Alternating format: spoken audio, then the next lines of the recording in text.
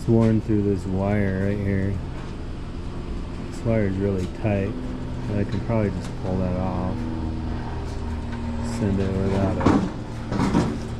without a light. See how it's like on a, it's not, the wear pattern isn't right. See how it's like, it should be going across this evenly like this.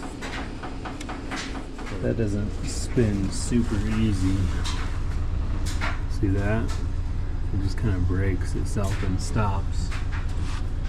I'm not even gonna mess with this thing. I'm just gonna send it to the recycler. Look at this. This is almost touching that. It's almost grounding out there. But I guess you guys get a video.